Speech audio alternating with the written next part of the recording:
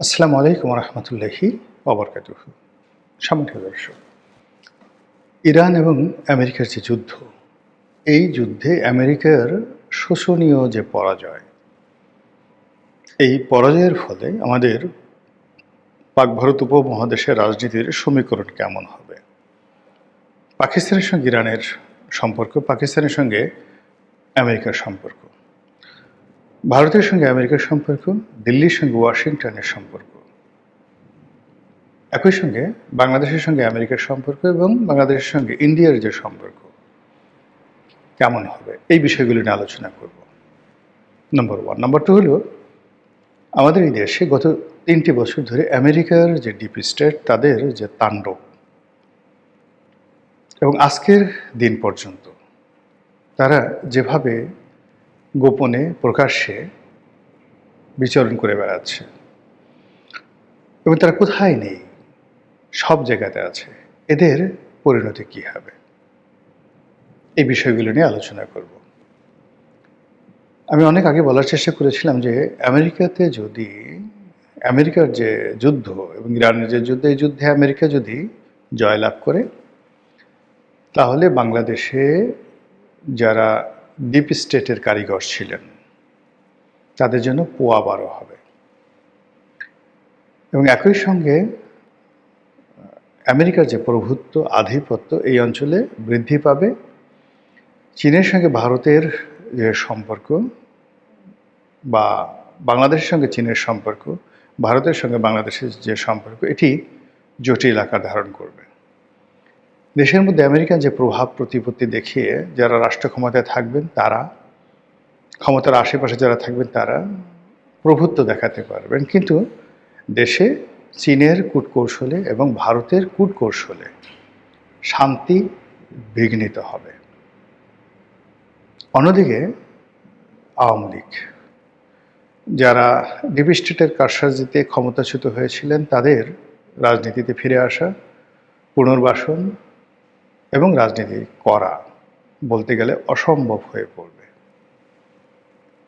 কিন্তু যদি আমেরিকা পরাজিত হয়, যেটা এখন হয়েছে, তাহলে কী ধরনের সমীকরণ হবে?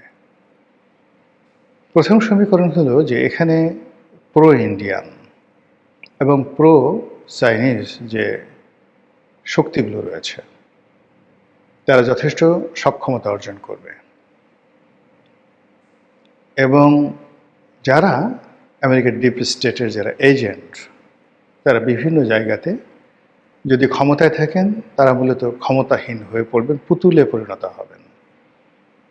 তাদেরকে ভারতের কথা শুনতে হবে, তাদেরকে চীনের কথা শুনতে হবে, তাদেরকে জনগণের কথা শুনতে হবে, তাদেরকে ভয় পেতে হবে সবাইকে, ডিপ স্টেটের যারাই আছেন। এক। 2 নম্বর হলো যে মানুষ যখন খুব আহত হয়, তখন তাদের আর কোনো লাজ লজ্জা থাকে না। মানুষ যখন অপমানিত হয়, তখন তার আর আত্মমর্যাদা থাকে না, বেহায়া হয়ে যায়। মানুষ যখন অভাবী হয়ে পড়ে, তখন সে নিষ্ঠুর হয়ে যায়।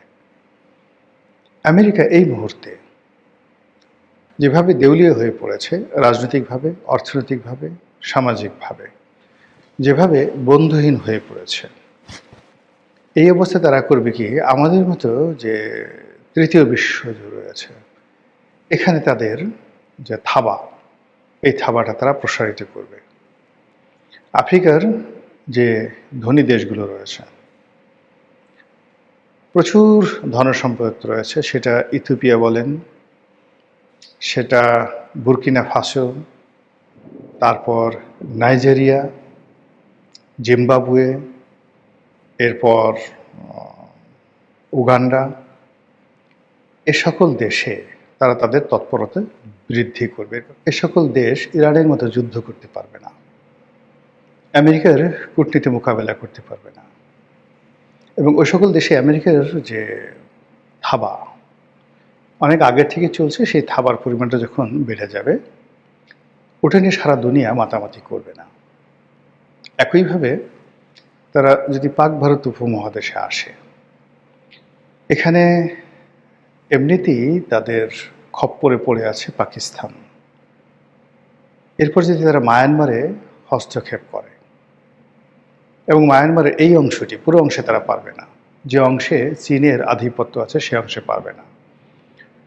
মায়ানমারের সঙ্গে বাংলাদেশের যে অংশটি, যেটা রোহিঙ্গা অধ্যুষিত এলাকা, যেখানে তারা বার্মা অ্যাক্ট করতে চাচ্ছে, এই অঞ্চলে যদি তারা তাদের আধিপত্য বিস্তার করে, যুদ্ধ বাঁধিয়ে দেয়, অস্ত্র, গোলা বারুদ থেকে শুরু করে ট্রেড অ্যান্ড কমার্স সব কিছু তাদের নিয়ন্ত্রণে থাকে, তাহলে এই মধ্যপ্রাচ্যে তাদের যে বিপর্যয় কিছুটা হলেও তারা কাটাতে পারবে।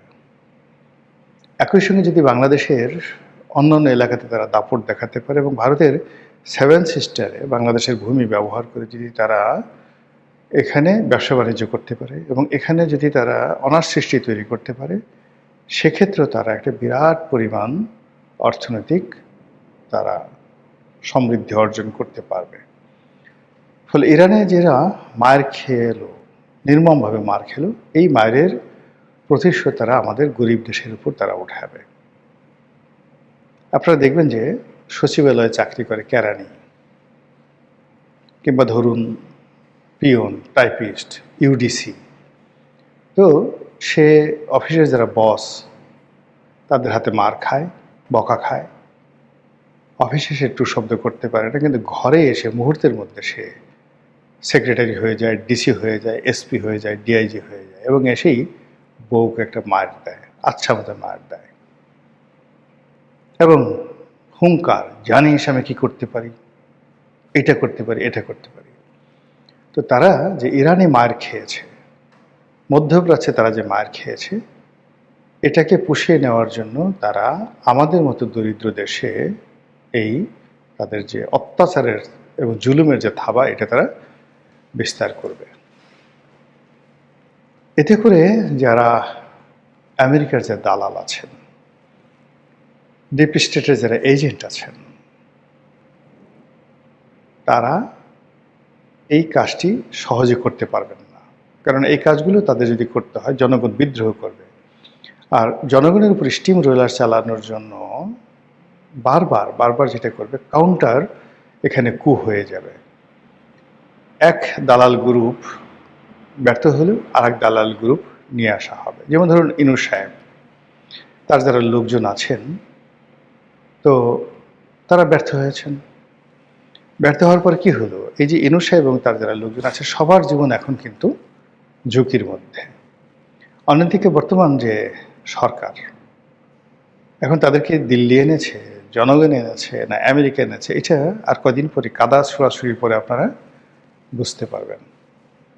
তো সেক্ষেত্রে দেখা গেল যে যদি সরকারের সাথে আমেরিকার একটা সম্পর্ক থাকে, আর সরকার যদি আমেরিকার সেই লোভ, লালসা, কামনা, বাসনা পূর্ণ করতে না পারে, তাহলে কি করবে?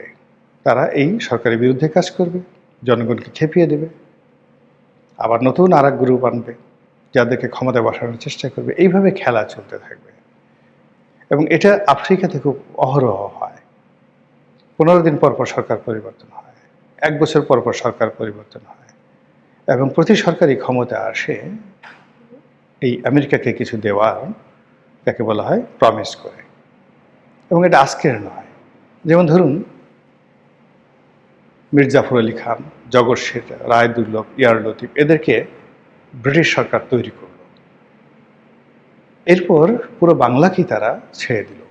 বাংলার পুরো রাজস্ব ব্যবস্থা, ট্যাক্স কালেকশন ইস্ট ইন্ডিয়া কোম্পানিকে দিয়ে দেওয়া হলো, আর রাজকোষে যত টাকা ছিল সবই ক্লাইভকে দিয়ে দেওয়া হলো। কিন্তু এরপরেও কিন্তু ব্রিটিশদের লোভ কমেনি, তারা আরও টাকা চাই, আরও টাকা চাই। এখন জাফর আলী খাঁ সে টাকা দিতে পারল না, তখন তাকে ক্ষমতাচ্যুত করে তার যে মেয়ের জামাতা মীর কাসিম, এই মীর কাসিমকে ক্ষমতায় বসানো হলো। মীর কাসিম প্রথমে টাকা দিল, আরও টাকা চাই, আরও টাকা চাই, তখন সে বিদ্রোহী হয়ে পড়ল, সে যুদ্ধ করলো। যুদ্ধ করার পরে আবার তাকে মেরে ফেলা হলো, তাড়িয়ে দেওয়া হলো, পালিয়ে গেল, এরকম নানা ঘটনা আছে।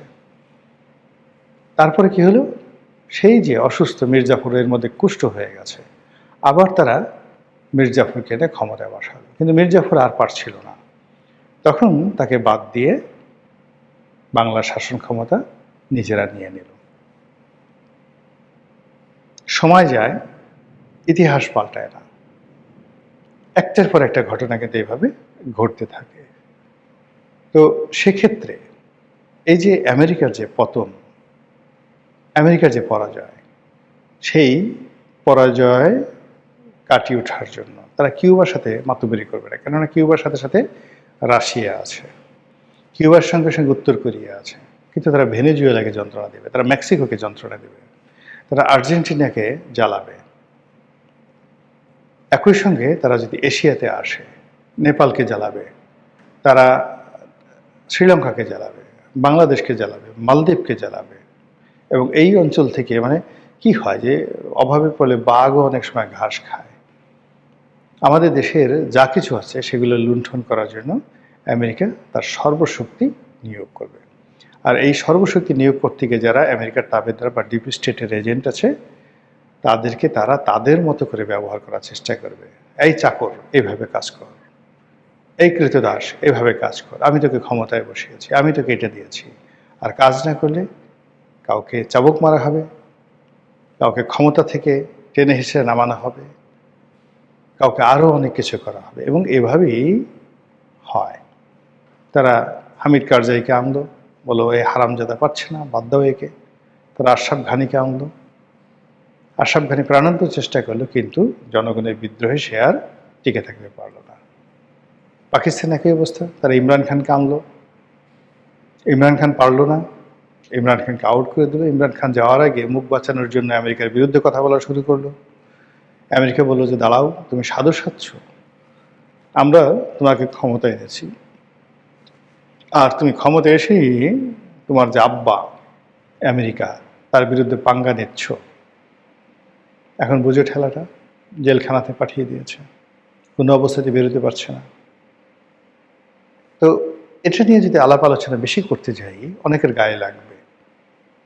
কাজেই আমাদের যে সামনের সময়গুলো, এগুলো ভালো যাবে না।